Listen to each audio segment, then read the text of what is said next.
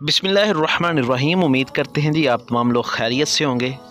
तो आज हम आपके साथ लेक्चर शेयर कर रहे हैं जी तर्जुमतुल कुरान जो है 12 क्लास उसके। तो आपसे गुजारिश है कि आप लोग जो है वो सबसे पहले चैनल को सब्सक्राइब कर दें, बेल आइकन को प्रेस कर दें। तो हमारे पास सूरतुन निसा जो है ये पहला चैप्टर है जी 12वीं क्लास जो है तर्जुमतुल कुरान की बुक का। तो इसमें हमारे पास सबसे पहला जो पॉइंट है वो है जी तारुफ़ का। तो चलिए चैप्टर को शुरू करते हैं। तो इसमें सबसे पहले हमारे पास जो पहला पैराग्राफ है उसमें है जी सूरतुन निसा कुरान मजीद की चौथी सूरत है। यानी कि ये हमारे पास पहला MCQs आ गया कि कुरान मजीद की चौथी सूरत कौन सी है, सूरतुन निसा। इसके 24 रुकू हैं और 176 आयात हैं। तो ये अगेन हमारे पास MCQs आ गए। आप तमाम लोग जो हैं उनको पता है कि ये हमारे पेपर में MCQs के तौर पे पूछे जाते हैं। तो पहले ही लाइन के अंदर 3 MCQs आ गए। ये सूरत चौथे पारे से शुरू हो रही है। तो अगेन हमारे पास जी इसका जो है ये MCQs आ गया। इस सूरत में औरतों के हकूक़ के मुतल्लक़ अहकाम ज़िक्र किए गए हैं। इसी मुनासबत से इस सूरत का नाम सूरत निसा रखा गया है। तो अगर हम इसको शॉर्ट क्वेश्चन की सूरत में लिखना चाहें तो इसमें 2 शॉर्ट क्वेश्चन हैं। एक तो हमसे वो पूछ सकता है जी सूरत निसा जो है इसका तारुफ़ लिखें, और दूसरा शॉर्ट क्वेश्चन जो है वो हमसे पूछा जा सकता है कि सूरत निसा जो है इसकी वजह तस्मिया या इसका ये नाम जो है वो किस वजह से रखा गया है, या सूरत निसा को सूरत निसा क्यों पुकारा जाता है, ये सूरत का नाम जो है वो किस वजह से है। तो ये सारे सवालात जो हैं उसका जवाब यही है हमारे पास। तो ये जो है वो हमारे पास, अगर आप इसकी वजह तस्मीया का जवाब मुख्तसर करना चाहते हैं तो आप यहाँ से लेके इसको लास्ट तक जो है ये मुकम्मल कर सकते हैं। आगे जी हमारे पास दूसरा पैराग्राफ। तो दूसरा पैराग्राफ जो है इसको देखते हैं। तो उसमें बयान किया गया है ये सूरत बकरा के बाद तवील तरीन सूरत है। तो ये हमारे पास अगेन MCQs आ गया जी दूसरे पैरे का स्टार्ट पे कि सूरत बकरा के बाद तवील तरीन सूरत कौन सी है, सूरत बकरा। और सूरत बकरा के बाद तवील तरीन सूरत कौन सी है, सूरतुन निसा।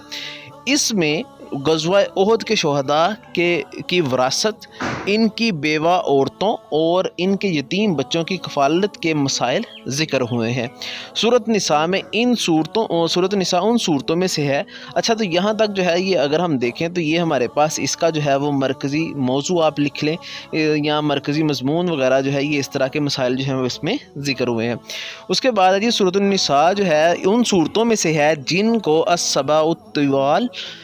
तिवाल जो है वो कहा जाता है, यानी कि 7 तवील तरीन सूरतें। ठीक है जी। तिवाल जो है इससे क्या मतलब है इसका, तो इसका मतलब है जी 7 तवील तरीन सूरतें।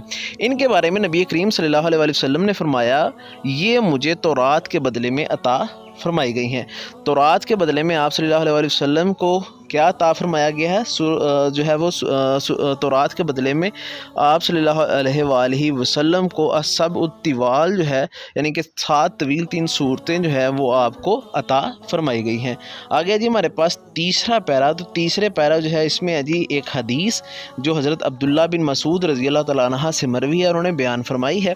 तो उन्होंने फरमाया कि बयान करते हैं कि मुझे नबी करीम ख़ातमुन नबीय्यीन सल्लल्लाहु अलैहि वसल्लम ने हुक्म दिया मुझे कुरान पढ़ कर सुनाओ।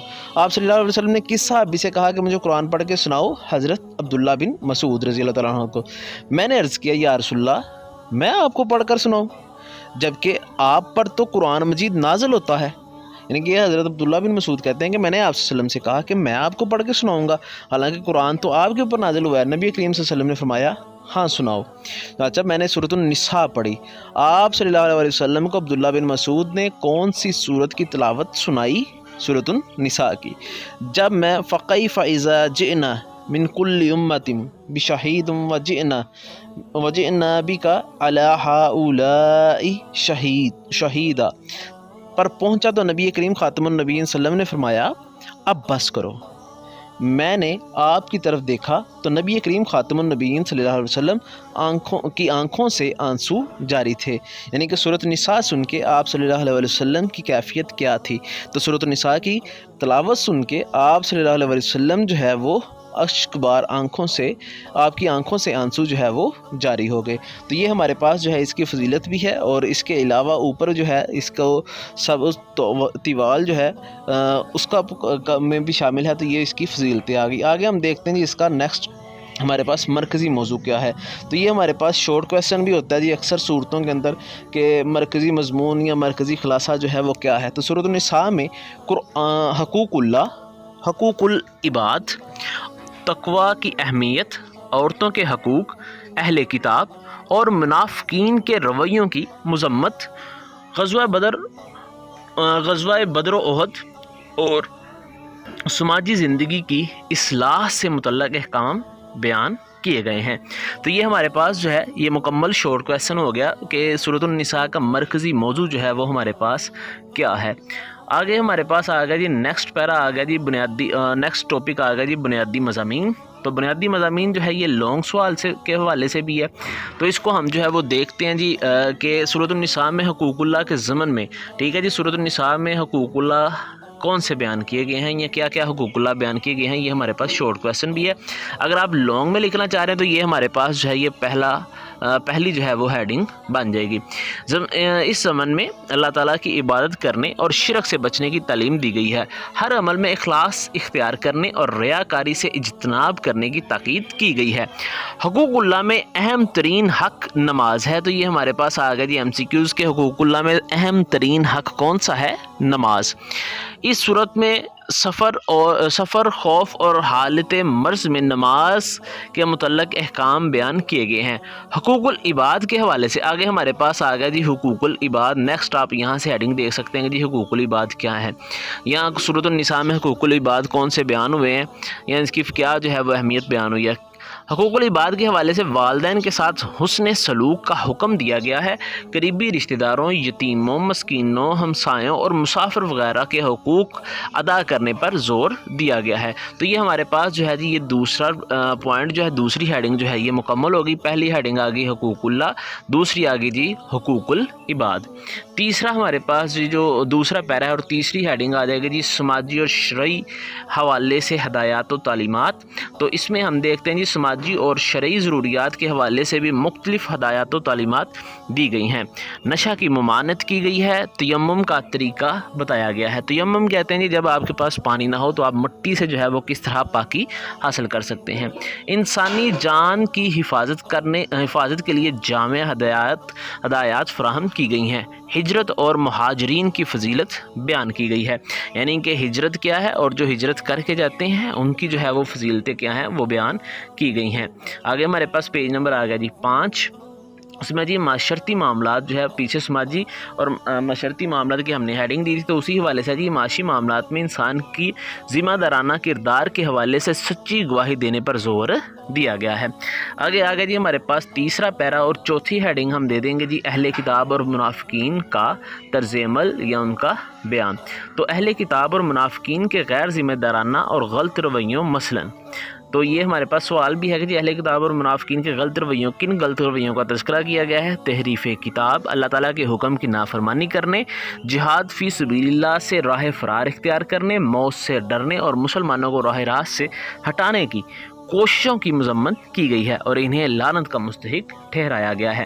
تو یہ ہمارے پاس ٹوٹل جو ہے وہ چوتھا پوائنٹ ہو گیا اور یہ شارٹ کویسچن بھی کلیئر ہو گیا۔ اس کے بعد ہمارے پاس نیکسٹ آ گیا جی پیراگراف، اس صورت میں عورتوں کے حقوق۔ تو یہ ہمارے پاس آ جائے گا جی عورتوں کے حقوق کا جو ہے وہ ہمارے پاس ٹاپک آ جائے گا۔ اس صورت میں عورتوں کے حقوق ادا کرنے اور ان سے اچھے سلوک کا حکم دیا گیا ہے، خصوصاً نکاح کے وقت حق مہر کی ادائی اور ازواجی زندگی میں حسن معاشرت کی تاکید کی گئی ہے۔